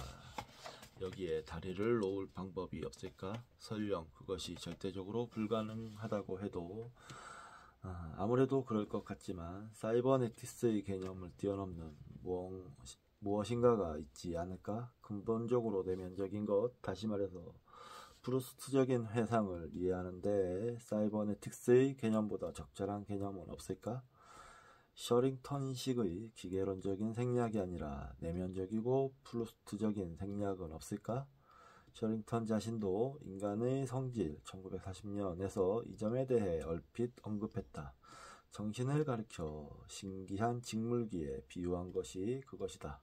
그는 인간의 정신을 정신을 끊임없이 변화하면서도 항상 의미가 있는 패턴을 짜나가는 직물기라고 생각했다. 이와 같은 의미가 있는 패턴은 완전히 형식적인 혹은 상정적인 산정적인 프로그램과 패턴을 능가한다. 또한 그것은 모든 회상과 기억, 인식, 행동이 본래 품고 있는 개인적 특질을 허용한다. 그러면 그러한 패턴은 어떤 형태와 구성을 취하는가? 그 답은 즉시 그리고 필연적으로 분명하게 주어진다. 즉 개인적인 패턴이란 감히 말하건대 각본이나 악보와 같은 것이다. 반면에 추상적인 패턴, 컴퓨터적인 패턴은 스키마타와 프로그램의 형태를 취하지 않을 도리가 없다. 따라서 뇌의 각본과 악본은 뇌 프로그램의 수준을 넘은 것이라고 생각해야 한다. 이스터 퍼레이드의 악보는 엠보인의 뇌에 사라지지 않고 확고하게 새겨져 있었다. 처음 듣고 느꼈던 그대로의 악보가 말하자면 그녀 자신의 악보로서 새겨졌던 것이다. 마찬가지로 시부인의 경우에는 뇌의 연극적인 영역에 어린 시절 극적인 장면의 시나리오가 확고하게 새겨져 있었다. 그래서 그것은 얼핏 잊혀진 듯이 보였지만 옛날 그대로의 모습으로 떠올릴 수 있었던 것이다. 펜필드의 병내에서는 다음과 같은 점에 주목하여 생각할 수 있다. 되뇌 겉질의 발작을 일으키는 부위, 즉 회상을 일으키는 진원에 대항하는 미소한 부분을 제거하면 되풀이에서 떠오르는 장면을 완전히 없앨 수 있다. 다시 말해서 회상과 기억 항진 상태를 정지시키고 망각과 기억 상실 상태로 뒤바꿀 수 있다. 이 점은 대단히 중요하면서도 무시무시한 사실이다. 진정한 의미에서의 정신외과적 수술, 정체성과 관련이 있는 신경수술이 가능하다는 뜻이기 때문이다.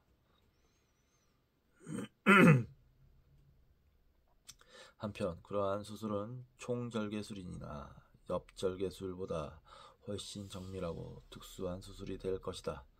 총절개술이나 옆절개술은 의욕을 떨어뜨리거나 인격을 송두리째 바꾸는 일이 있기는 하지만 개개의 경험에 대해서까지 영향을 미칠 수는 없다. 도상적으로 종합되지 않은 경험은 경험이라고 말할 수 없다. 도상적으로 종합되지 않는 행위 역시 행위라고 말할 수 없다. 뇌에서 새겨진 모든 사물에 대한 기록은 도상적인 것임에 틀림없다. 이것이 뇌에 새겨진 기록의 최종적인 형태이다. 설령 거기까지 이르는 과정 중 예비 단계에서 산정적이고 프로그램적인 형태를 취하더라도 말이다. 뇌에서 표현의 최종 형태는 예술이다. 혹은 이것을 예술의 용인이라고 바꿔 말해도 좋다. 즉 인간의 경험과 행위는 장면과 선율이 되어 표현되는 것이다. 그 증거로는 기억상실증, 인식불능증, 행위상실증처럼 뇌에서의 표현이 파괴되는 경우 그것을 재구성하기 위해 이중의 접근이 필요하다는 점을 들 수 있다. 만약 그것이 가능하다고 할 때의 이야기지만 이중의 접근 방법 가운데 한 가지는 파괴된 프로그램과 시스템을 재건하는 것이다. 이 방면에서는 구소련의 심리학이 대단히 깊이 있는 발전을 보였다. 다른 한 가지는 내적인 멜로디와 장면에 대해서 직접 접근하는 것이다. 이것에 대해서는 소생 한쪽 다리 등에서도 썼지만 이 책에서는 특히 시인 레베커와 제4부의 머릿말에서 상세하게 다루었다. 뇌에 장애가 있는 환자들을 이해하고 도우려면 이러한 두 가지 중 어느 쪽의 접근 방식을 취해도 좋다. 혹은 양쪽의 접근 방식을 결합해서 실시해도 좋다. 다시 말해서 시스템적 요법과 예술적 요법 가운데 어느 쪽을 취해도 좋지만 두 가지를 결합시키는 것이 바람직하다. 이미 100년 전에 이와 비슷한 말을 한 사람이 있다. 잭슨은 1880년에 회상에 대해 쓴 최초의 논문에서 이와 거의 비슷한 말을 했다. 코르샤코프는 기억상실증에 대해 1887년에 쓴 논문에서 프로이트와 안톤은 인식불능증에 대해 1890년대에 쓴 논문에서 이 점을 시사했다. 그들의 날카로운 통찰은 체계적인 생략의 대두에 가려 절반가량 잊혀졌다. 그러나 지금야말로 그것을 다시 떠올려 사용해야 할 때이다. 그렇게 한다면 우리 시대에 새롭고 멋진 실존적인 과학, 실존적인 요법을 창출할 수 있을 것이다. 우리는 그것과 체계적인 생략을 결합함으로써 병을 포괄적으로 이해하고 효과적으로 치료할 수 있을 것이다. 예, 좀 어렵긴 한데 상당히 이상적인 생각을 가지고 계신 분인 것 같아요. 좀 어렵긴 한 것 같습니다. 뭐든 효율적이고 눈에 보이는 가시적인 성과를 내는 그런 방법들을 선호하잖아요. 약을 먹는다든가 아니면 수술을 받는다든가 이런 거. 요즘에는 대체로 그런 쪽으로 흘러가고 있는 것 같은데 잘 모르겠습니다. 예. 자, 다 읽었고요. 아유, 생각보다 시간이 많이 오버됐어요. 원래는 한 1시간 정도만 하려고 했는데 좀 길어가지고 내용이 대신 진도는 좀 많이 나갔네요. 자, 저는 이제 잠을 잘 거고요. 내일 일할 거고 내일 좀 빨리 혹시 집에 들어오게 된다면 미디어북을 조금 하도록 하겠습니다. 예, 다음 시간에 뵙겠습니다. 안녕히 주무십시오.